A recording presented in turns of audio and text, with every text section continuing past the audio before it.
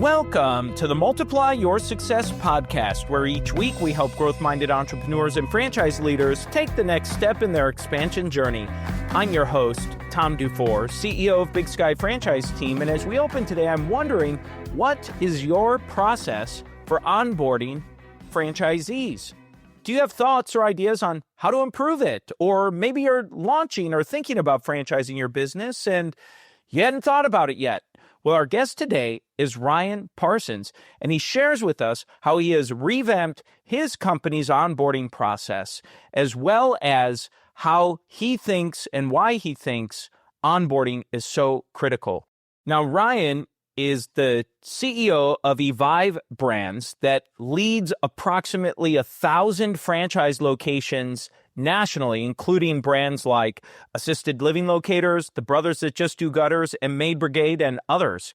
Ryan champions a world-class onboarding experience, hands-on training, and continuous follow-up so owners can master systems and deliver consistent, high-quality service. He's a believer that nothing in franchising is automatic and sets clear standards, invests in enablement, and holds teams accountable to data-driven goals. You're going to love this interview, so let's go ahead and jump right into it. My name is Ryan Parsons. I am the CEO of Evive Brands. Ryan, thank you so much for being here today. It's an honor to have you on, and it's always great to have a franchise person on the show. I always love talking franchising. So just as an intro, I always like asking franchise folks, how do you end up in franchising? Well, given the length we're shooting for, I'm going to give you the shortest version of this I possibly can. But I ended up in franchising because I joined up with two knuckleheads, me and my brother. You know, he started a gutter company, no intention of franchising or anything. I found myself in between jobs, hanging gutter on a truck. Then we start building something kind of cool. In the midst of probably the hardest time in our business was the recession of 2008. You know, he said, we should franchise this. And I'm like, this that we have right now, you know, and it was a great idea because we did have good bones. We were just, you know, in the midst of some really hard times. And from that day forward, the goal was to franchise it. And I'm a really systematic kind of guy. Like the E-Myth was like my favorite book. Like, oh my gosh, it's the systems. It's not the people that fail. It's the systems that fail. So I built systems to every part of that business. And we grew it up, hired a business coach, helped us really understand the financials. And it was in 2015, we actually franchised it. The Brothers That Just Do Gutters, built it up into an awesome system with, you know, at the time, maybe close to 100 franchisees, so many states that we were in. And we decided, like, you know, it was time to take the next step. And we've got it. I never thought we'd get it that far, heck, let alone franchising, any of it. It was all awesome journey. And we said, you know what, in order to take this to the next level, let's partner up with some private equity. Let's see what we can do here. So we took some chips off the table. We're able to sell The Brothers That Just Do Gutters. But I'm like, I'm not done, guys. Like, you know, I love doing this. I still want to work with the brand and I want to work with other franchisors, because along the way, a lot of franchisors reached out to me. Ryan, how are you doing this? You know, because it's hard. It's hard to sell one unit, let alone 10, 20, 100, right? So I guess because I was doing something cool, and I love it. I love when a franchisor reaches out. So that, like, to me is so fulfilling. Anytime I can help somebody else shortcut their journey, you know, I can only help you get where I got, right? Other than that, I don't know much, but I can tell you what I did to get here. So that offered me the opportunity to lead the platform that we joined. You know, Evive Brands only had 3 brands. We were the 4th.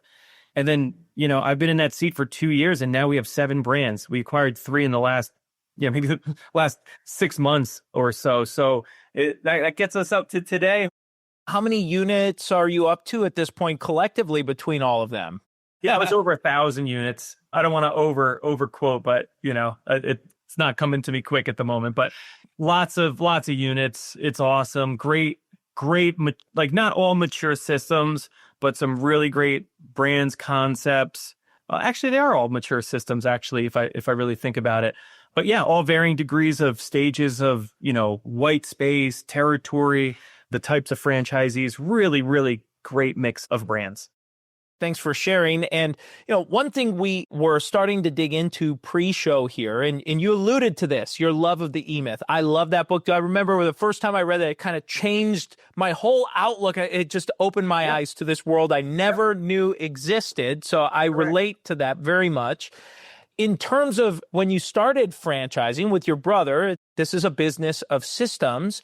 Getting to 100, you've got to create systems as a franchisor. So training, onboarding, supporting, and now you're doing it for 7 brands, over 1,000 units or 1,000 locations. It becomes substantial. So I'd love to talk through this idea of training and onboarding. There seems to be a bit of sometimes a mystique or this mysterious cloak around it in the franchise world. And so I'd love for you just to maybe give a sense of where you started and how it's evolved and what this looks like today.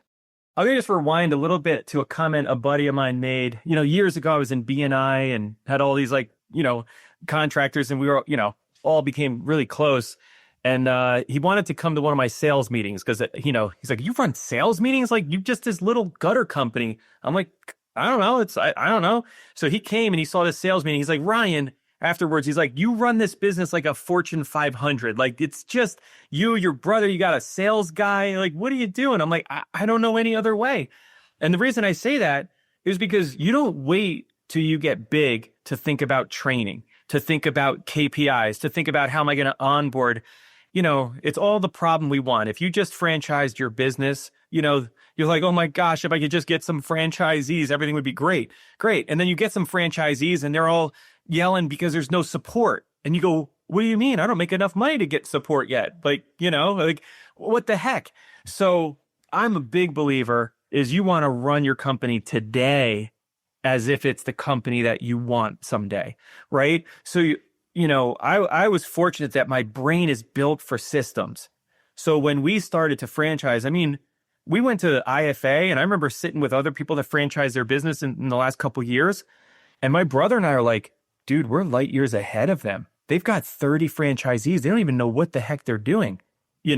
We have a system for this. We've got software. So I guess you could say overbuilt it, because we took so many years. Like some people come up with this great idea and then a year later they've got an FDD and they're franchising, right? That's not necessarily a recipe for disaster, but it might not be a recipe for success. And one of the best things that we have done is we've moved our onboarding into Monday.com. Nothing is left up to chance. I got an opportunity to hear Marcus Buckingham speak last year at a conference, and he wrote First Break All the Rules, Love and Work. He's working on a new book, and he was big on no unloving pass-offs in our business. An unloving pass-off is making a customer go through a phone queue. That's infuriating. It's when somebody signs a franchise agreement, you ping pong them from your admin to someone in marketing to a vendor. That's an unloving pass off. And franchising can be full of them, right? All these unloving pass off could be, hey, here's all the crap. Here's how you do our business. Thanks for coming into town for a few days. Best of luck to you. That's an unloving pass off. How do we see them through their first week, their second week, their 5th year, right? All of that kind of stuff we want to build into onboarding to make sure that if you've got a Fran Dev person or company, that pass off has to be amazing. Your Monday board should have everything. They shouldn't be furiously writing notes like, what size shop? What did you say again? Like, when do I start my marketing? How do I get business cards? Like, you should have everything dialed in for them. Here's what I have to do as a franchisor. Here's what you need to do. It's the best thing you can do. Monday.com is phenomenal. I highly recommend it. We've built these Monday boards. It is awesome. Well, I think that's great. And I think it's good even for you to share for as many organizations as you had and the number of mature franchises in the system. Monday.com is an example. That's a brand and a system that any size business can afford and can use and can get started with. So I've met with so many owners thinking about franchising their business or new emerging franchisors over the years, and they think they have to have this super complex, this large enterprise type solution for technology. More often than not, when I speak with someone in a position like you are, the systems are not overdone. They work. The systems work. So I love hearing that. I appreciate it. I mean, it really comes down to like, if you're a franchisor and you've had to onboard franchisees, you have documentation. You'd be nuts if you didn't. So you've got it in a Word document. You've got it in PowerPoints. It's literally just transferring it into something that you can keep track of and hold people accountable to, set up reminders and automation and all that fun stuff. So that's really, really important. And getting it right, I'm a big believer you only do in person what only you can do in person. I cannot tell you how many franchisors waste the time of franchisees by flying to training for a week or 2 weeks to sit in a classroom for 80% of it on stuff I could have done over a Zoom. And instead of hitting you with a fire hose, I could have had you digest it over a few months. Hey, we're going to talk about local marketing for the next 2 weeks. And here's a couple sessions. I'm going to hop on with you, my marketer, whatever. Instead, some of us, we wait. And they get the things that they need. And then we just literally drown them in material. And then hey, we showed them everything. They can't say we didn't tell them, but what can they retain? So if you are making somebody come out to your shop, office, headquarters, whatever, they better not be stuck in a classroom all day doing something you could have done on a Zoom. It needs to be interactive. There's a saying, you can't learn how to ride a bike in a seminar. You got to get on it at some point. So whether it's hands-on training, role-playing, going out to see a franchisee, only do what only you can do in person that training week.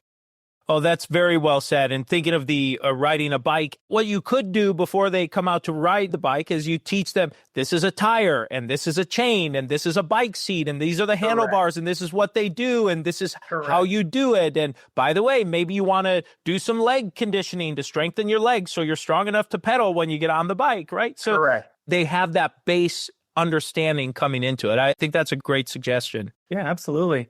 And one of the training methods that we learned from a coaching firm called Nolan Consulting is know, show, do, review. KNOW, know, show, do, and review. I find in franchising, we no-show our franchisees to death. Hey, this is why this is important. Here's our CRM. Let me show you how to do it. Okay, good luck. No, show. Now you do it. Okay, now let me review it. If you can make sure that all of your training passes that test, I've been guilty of it, hey, as a franchisor, you want to make sure there's nothing that you left unsaid, right? You think, oh no, I told him about marketing. Oh no, I told him it was going to be tough in the first 6 months. It's like, great. You got to show it. You got to let them do it. Then you got to review it. There's, repetition is the motor of learning. And, franchisees, you want to make sure that you can help them get their reps in. It's just like any sport you've ever played, like free throws, whatever it is, it's reps. You can't show them something once and now 6 months later they're struggling. Like, hey, we went over how to do that in training 6 months ago among 7,000 other things. I'll never forget this one franchisee. I was a part of the Fran Dev side, made a transfer to the operations team and said, a big announcement, welcome. They're supposed to take lead. And to your point, there weren't controls. 2-3 weeks later, I get a text message from the franchisee saying, hey, I haven't heard from anybody. I said, what? How is this possible? That was a horrible scenario. So that's what they call an unloving pass off. That was a horrible situation. And, fortunately, the franchisees at that point, they have a lot of grace they're willing to give, but I would rather not use that grace at that moment. Let's talk about that onboarding, right? From, they sign the franchise agreement, the franchise fees are paid, and boom, here we go. We get things moving. I'll try not to get too in the weeds, but I mean, you got to make sure that there's a welcome call. The Fran Dev person with the FBC, the owner, whoever's going to be working with them, that's the last thing the Fran Dev person should be doing. And then they're passing the baton officially, and then now you're off running. Making sure that you talk to finance.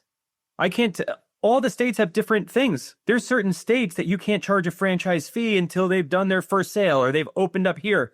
It's amazing. Nobody likes having the conversation. Hey, Ryan, I just realized we haven't billed this franchisee yet. We were supposed to start 6 months ago. They owe us 6 months in minimums. Or how awful, right? So all of these things you're going to learn, don't get scared. You're going to figure out things as they happen, but anything that you can button up to make sure. And that's why you want to use something like a Monday board. So you can't forget. You're not relying on some super person that onboarded 10 people. And if they leave you, you've got nothing because it was all in their brain, right? Founders make this mistake all the time. I was great at onboarding, right? But I don't do it anymore, right? So building that system and breaking it into phases. There's the stuff that there's urgent, like today. And that's a lot of stuff. Like if you're going to start launch their website, they need to have a service location. I'm a big believer in launching their organic website like the day after they sign. I know you can't, but you don't want to wait till they come to training and then launch their website. And then they've got 6, 8 weeks, 3 months of no online presence and SEO. So making sure the right things are in the front of the process, the must do, must get out. Like if you need a credit card in order to start Google campaigns, making sure you get that at the right time, that they have access to the store. Job, like they got to hire. Most people that start a franchise have to hire. And a lot of people have never hired somebody. I hope you're training them how to read a resume, how to recruit, how to do an interview, and in franchising, we don't fish for people. We teach them how to fish, right? Right. So there are all these steps that you want to break down. And a big mistake I've seen too many franchisors make is launching people too quick. They're like, oh, no, you know what? Oh, we got a training in 2 weeks. If we could get you in there. Great. That person just signed. They're in training 2 weeks later. Don't even have business cards, a website. They don't have a clue how to do anything. Awesome. Way to go. And now they can be open for the next 3 to 6 months, not having any business. Right. So we want to make sure that we're optimally setting them up for success, that we're not launching people in seasonal businesses in the wrong window. So all of that should be controlled through onboarding, and we have to stick to our guns. When somebody's like, oh, I want to go to that June training, I'm going to buy tickets. It's like, no, if you're going to buy tickets, make sure you get the trip protection, because you don't get to we can't approve you to training until you've gotten to this point in the onboarding process. Right? There's nothing worse than someone coming too early because they bought a ticket. And, it's all about setting them up for success. And I get it. We want them to open. We lose money on franchisees for at least a year or so to get them in, to train them, to give them all these resources for them to produce revenue that gives us royalty. You got to think on $1 million, most systems see 60K. No one's getting rich off that. I'm not hiring 10 people to support you off that. Right. So, I'm going on, but it's just very important that onboarding phase is correct. I think that's very well said. And I really like the point you made about sticking to your guns. It's easy for the franchisor, especially I've spent most of my career working in the emerging brand section, and it's easy for that franchisor, and even at any stage, to get talked into something by a franchisee. It sounds great, or it's a great idea, or they're extra motivated. But sticking to that system, I think that's a really good bit of advice that you shared there. If it's happened to me 20 times, it's only worked once. Okay. I know the franchisee. I didn't want them to, they made a great case. I think I even had them sign a disclaimer. And that was the only one of somebody that, wanted to come to training sooner than they should have, that worked. So don't take that as I can do it then. It really doesn't work well.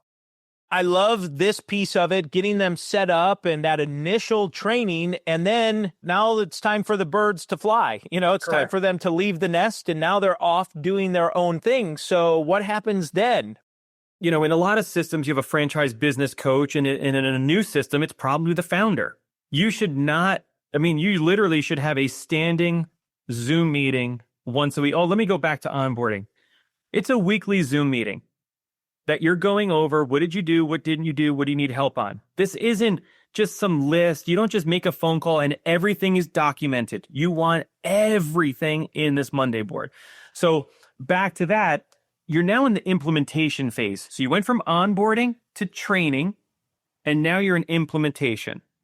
Call it 2-3 months. whatever it makes sense for your system and the complexity of that system. But you're literally now no show, do review. All right, you got your first estimate, client, opportunity. Great. Why don't we hop on the CRM and let's put it in together, right? Let's not screw up our chart of accounts and find out 6 months later that they haven't put anything into QuickBooks correctly, right? These are the things that we do and happen because we trained them.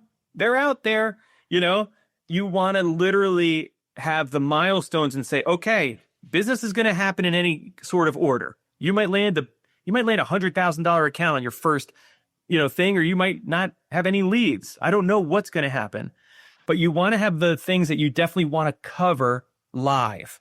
How to order material or inventory, how to, get new business, join a BNI, whatever it is. All the businesses are different out there, but you just kind of systematically go through, and then week by week, things are going to pop up for the first time, and you're going to be there to help them through it.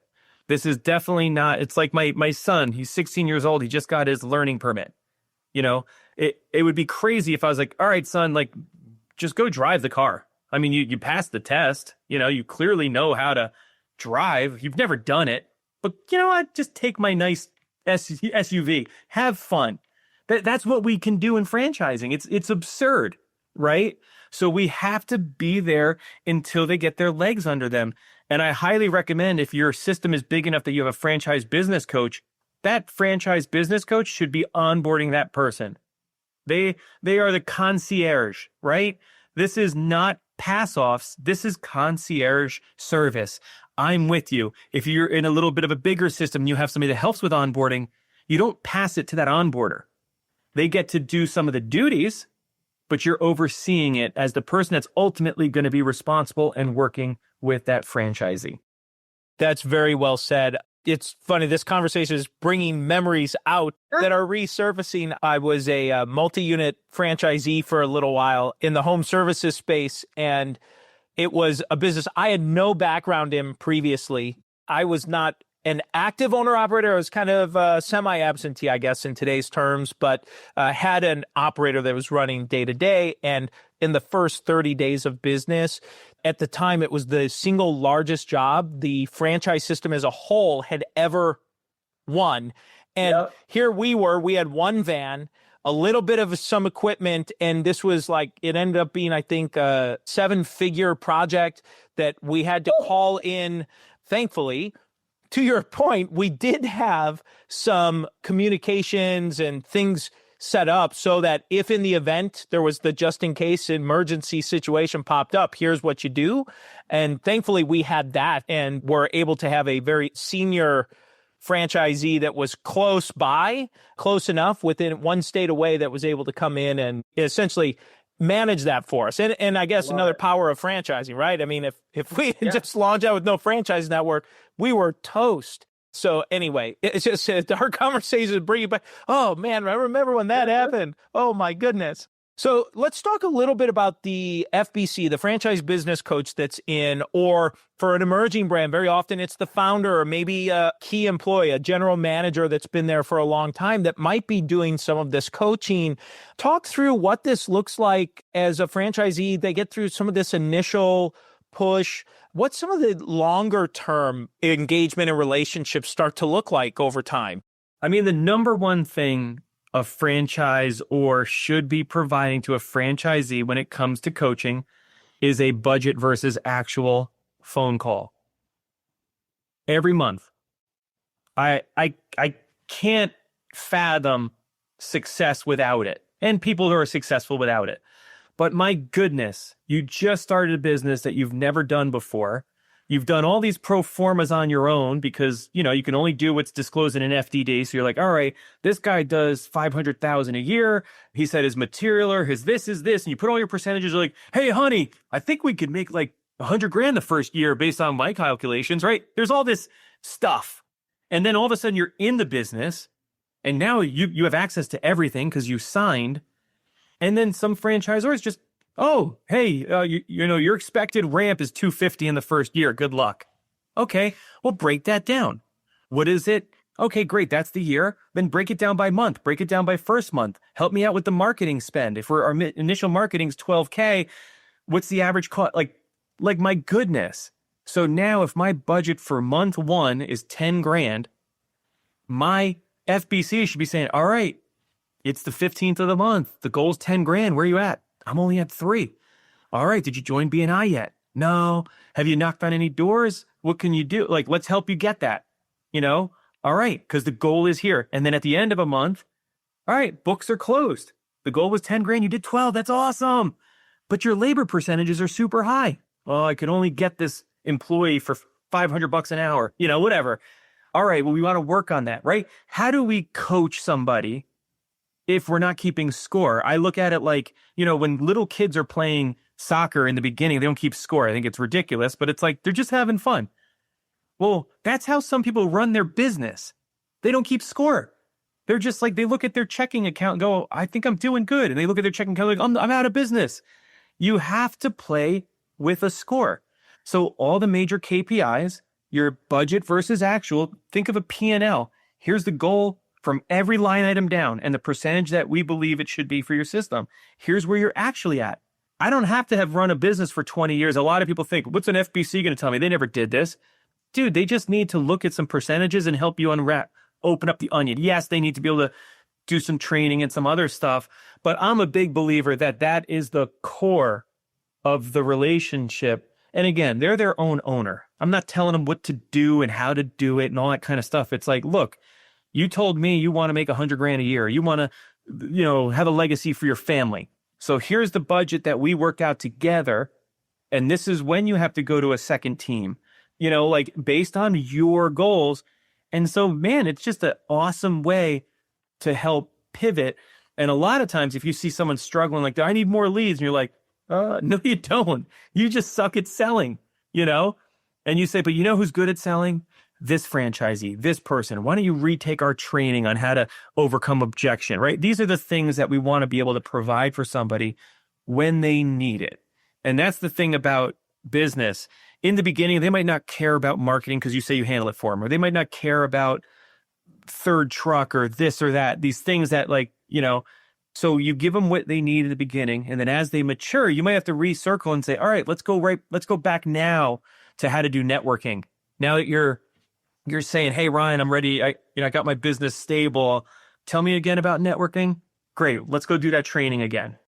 You said something that I've seen many franchisors struggle with, but especially franchisees as they come into a system about the FBC and this franchise business coach, where sometimes there's this expectation of the franchisee, I think, where they're expecting their franchise business coach to have been a highly successful franchisee in the system that's bringing this wealth of experience. And sometimes I've seen there's a bit of a resistance to an FBC that maybe hasn't run a franchise location. So I'd just like for you to maybe talk through that in a little more detail in the purpose of the FBC in this regard. So yeah, they should be knowledgeable on all things of the brand, obviously, right? They should be able to help you in the CRM and this stuff. But really, their number one job is to have a really good flashlight and help you peel back the onion. If they're looking through a P&L and they're like, whoa, hey, Tom, have you noticed this? Yeah, what's up with my labor percentage? I don't know. What's up? Well, let's open it up. Let's take a look. How many employees you got? I got this. Well, what are you paying them? Oh, and what is oh my gosh, I think we have got it. Oh yeah, we do. They're milking me in overtime. Thanks for helping me. I didn't have to run a business to operate a flashlight, right? When you're so close to in your business, it's hard to work on your business when you're a brand new franchisee. So a good FBC is going to help you do that. A great FBC is going to be able to actually train you through it, right? But, people ask all the time, well, why don't you hire people? It's like, dude, they're the people that are running the businesses. There's not many FBCs that have had this long history of owning businesses that now that do it. Same with when a founder exits, they're like, hey, I'm out. It's hard to get somebody who's done that business for 20 years. It's like, yeah, they're called founders and business owners. They're not the CEO sometimes of a franchise system. So I think it's very important that they know as much as possible, that they're the go-to resource that they're not getting ping pong. Oh, that's a marketing question. Don't ask me. No, they need to know base level marketing. They need to be able to read the Google Analytics and say, hey, you're doing great. You know, your average cost per acquisition is this, and your lead to estimate, whatever, all that kind of stuff. They need to know the basics. And they also need to know when to say, hey, dude, something's not right. I'm looking at your web performance, your SEO, you're trending down the last 2 months in estimates, but your leads look good. You know, they might see, oh my gosh, who's answering your phone, Tom? Oh, I just get to it when I can. Well, do you realize that you have like, you have like 40% of your clients are going unserviced, or you're not getting back to them without, it's taking you 6 days to get back to people? Oh, I've been busy, right? So these are the things. I don't have to be a business owner for 20 years to help someone do that. So hopefully that helps. It absolutely does. I mean, you can think of some great coaches out there that coach professional golfers, right? These coaches, they may have played golf and they may have been good golfers in their time, but they're not a professional golfer, or they're not this great over the top. Or thinking of football with a star quarterback, right? Your franchisee is kind of like that star quarterback. And there are quarterbacks coaches that maybe they played in high school, but they just kept developing skills and learning techniques and strategies. And they're just really great at coaching, right? And helping the player be better and perform better. Most great coaches were mediocre players. They loved the game, but they just didn't have what it took to be the best. So I'm a big believer in the FBCs and making sure that, and again, like if you can get somebody who's got that experience, I mean, in some of our brands like Executive Home Care, I mean, that's a really specialty in home care. So when we've got FBCs that have been around and in that business, oh my God, it's a night and day difference than somebody who hasn't, right? It's not that somebody who hasn't couldn't provide value, but their value just can't go as deep in certain areas, you know? And again, you're a resource. If I don't know the answer, it's my job to find it for you. Now, in the position you're in, you have 7 brands that you're essentially doing the same thing for, with having franchisees sign on, go through an onboarding, go through a training, launch, etc. It makes me think, okay, well, for these 7, is the process relatively similar that someone goes through? Have you found that it's actually, no, it's pretty different? Talk through your experience with that. Each brand is uniquely different, right? But they're all the same in the same sense of like somebody signed an FDD and they need to be trained, right? Some instances they need to go get a license and approved by a board and all this nonsense. And other ones they can just start tomorrow, right? So yes, but at the same time, if I'm looking at my Monday board, you know, if I've got a template, I'm adjusting 20% of it by brand. Obviously, you know, if you're in home care, you don't need a contractor license, right? But you need a medical license. Right? When it comes to, you know, hiring, they all got to hire somebody. You know, maybe some of the questions are different. So a lot of the template is the same. And we have varying degrees of success throughout our systems. Like, you know, when we buy a brand, we only have what they had before we bought them, right? So we've had some with really no onboarding. They were just kind of winging it, you know, or the founder might have been doing it. And to others that had some pretty sophisticated onboarding, but they were using like PowerPoint. So we've converted everybody over to Monday.com, and we're working with each brand that they're actually following through all the steps, you know, and there's misses. There's supposed to be a survey that goes out after their training's complete. And I just found out that, you know, some are doing it through a different form that I'm like, but where does that go after? So it's not perfect, but my goal is that if you were to buy any one of the franchises in our portfolio, I could without a doubt be like, oh my gosh, you're going to have the best onboarding experience ever. That you're going to take. I just want to be able to know that it's the same process. A lot of different things are going to be in it, but that is my goal, and we're dang close. We've been working on it for about a year to get that really dialed in, and I think we're looking really, really good. Again, all the onboarding is good. It's just I want to make sure everything is documented right to avoid, you know, the unloving pass offs we found were between the franchisee signing and finance, not knowing certain things, you know, like some of that could be, you know, hard. And some of the training that we could have done before they got to training, we buttoned up so that when they're in person, and then making sure that we're following them afterwards, you know, out into the real world. So we've buttoned up like a lot of really, really crucial areas so the franchisee can have an unbelievable experience. Well, Ryan, for someone who listens into this and says, wow, this sounds great, how can they find out more about what you're doing, connect with you, connect with the brands that you're representing here? Sure. I mean, it's evibrands.com. You can go that way. You can find me on LinkedIn. You can email me, rparsons@evibrands. Happy to have a conversation. Perfect. Well, Ryan, this is a great time in the show. We make a little transition, and we like to ask every guest the same 4 questions before they go. And the first question we ask is, have you had a miss or two on your journey and something you learned from it? I've had more misses than hits on this journey.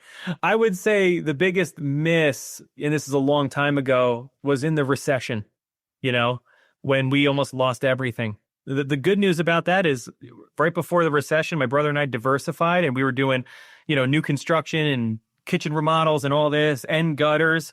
Having almost lost everything, we said, you know what? Let's just refocus, forget all this other stuff. The riches are in the niches, and we are the brothers that just do gutters. And out of the worst time in our business history came the best name in the industry. The brothers that just do gutters was not the name. It came out of, nope, we don't do this, we don't do that. We just do gutters. We're brothers and we just do gutters. And before you know, we got this magical saying, that's now branded all over all of our trucks and everything. So yeah, I would say the lesson there is, at your lowest lows, you're really, it's a springboard for some of your biggest highs. Don't give up. It's a learning lesson. And if you track it, the worst times in your business are always followed by some of the best because you learned something. Oh, very well said. Well, Ryan, we ask the next question, which is, have you had a make or two, a highlight? It's all been a highlight. I'd say the highlight of my journey is when a franchisee calls you unsolicited and says, thank you so much for allowing me to be part of this system. I'm sitting here in front of my dream home with my family. I'm looking at my truck. I cannot even believe that this is where I am from where I came from. Thank you. There is nothing better than that. So that's a huge success. Yeah. Wow. Well, the name of the show is Multiply Your Success. And we always ask folks, have you used a multiplier to multiply yourself personally, professionally, or organizations you've run? I'd say the biggest multiplier for us, the first multiplier we ever did was reading.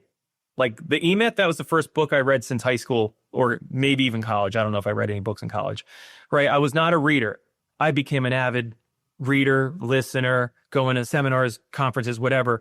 But the biggest multiplier for me personally was when we hired a business coach in 2012. That we learned our business and he never owned a business. How about that? A business coach that didn't own a business, right? So that guy was phenomenal. He helped us understand our business, our KPIs, all the things that we were missing. We had good instincts, but we didn't know what the heck we were doing when it came to some of the other stuff. So that was a giant multiplier. Partnerships have always been great. And the biggest multiplier is the people you hire.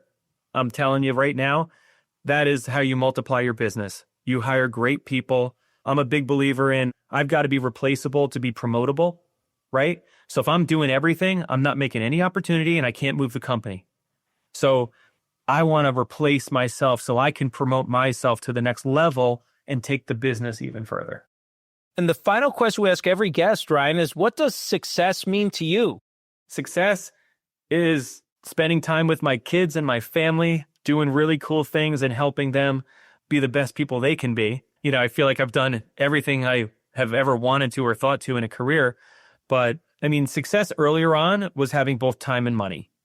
That to me was like, you only had one or the other, in my journey. If I had time, it means I had no money because nothing was happening. If I had money, I had no time because I was working like crazy.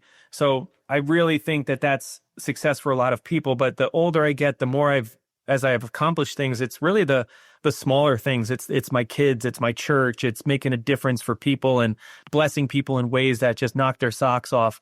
That's a lot of the fun. So I don't have a one takeaway there. It seems to be a moving target.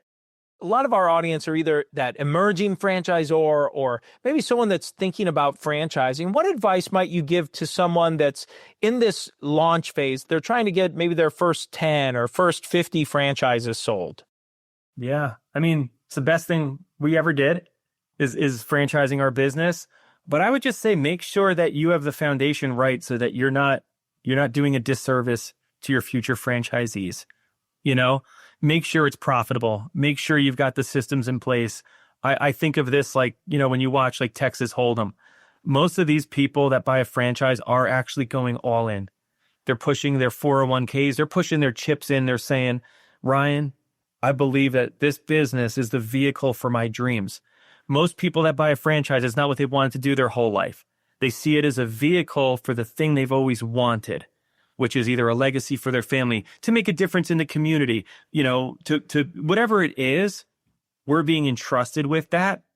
And I would say, if you're doing a great job, that when they write that royalty check, imagine them writing a thank you in the memo. If you can always provide more in value than they receive, right? And like that, you provide more in value than you receive in cash. So if they're writing you a check for $2,000 for the month and they're going, ha, suckers, I'm getting like $10,000 worth of value, then you're doing a good job.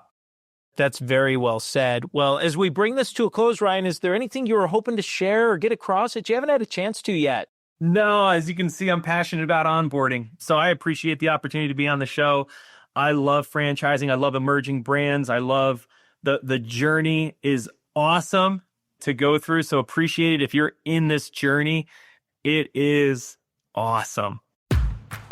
Ryan, thank you so much for a fantastic interview. And let's go ahead and jump into today's 3 key takeaways. So takeaway number 1 is when Ryan was talking about the importance of onboarding and how critical that is to the success of the franchise system. And he talked about how he's moving all of his franchise brands and all of the franchisees into an onboarding platform through Monday.com. And this is not an endorsement or an advertisement for Monday.com, but rather it's for those of you that are listening to this to realize that even Ryan, with 1,000 or so franchises in his system, he's using a technology tool that's accessible to even the smallest business. So the point is, find a tool that works for you. I find sometimes, especially with new and emerging franchisors, so much time is spent over analyzing the kind of software or technology or tool that you have to use to help grow or manage your system, trying to find an answer to a problem you don't even have at the time. You just think you might have a problem in 5 years or at franchise number 50 or 500 or whatever it might be down the road.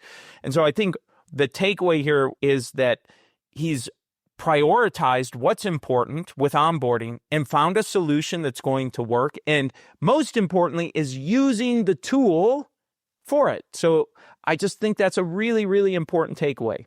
Takeaway number 2, as he said, he's a big believer that you only have to do it in person, what you need to do for training. And so he said, while training's important, he has his know, show, do, review model where you know it, show it, do it, and review it. What portions or parts of that can be done remotely or long distance or before they come in for hands-on in-person training? Takeaway number 3 is he said the number one thing a franchisor should be doing after the franchisee is on board is having those monthly financial reviews of budget versus actual. And he said that's a tremendous value add to the franchisee. And he said, imagine if you were to do that and your franchisee, when the royalty payments due, says, boy, I actually got 5 times the value of that royalty payment I just made. And now it's time for today's win-win. So today's win-win is the topic that Ryan brought up when he said he read a book and got a great idea of this idea of no unloving pass-offs. So no unloving pass-offs. And I think that's a great mindset and philosophy to go into onboarding new franchisees, training them, supporting them, launching them, and so on, is to have no unloving pass-offs. And if you think of it that way, it really helps you make sure that as a franchisee is transitioning from one step to another or one stage to another, that they are transitioning well. And so That's the episode today, folks. Please make sure you subscribe to the podcast and give us a review. And remember, if you or anyone you know might be ready to franchise their business or take their franchise company to the next level, please connect with us at BigSkyFranchiseTeam.com, where you can schedule your free, no obligation consultation. Thanks for tuning in, and we look forward to having you back next week.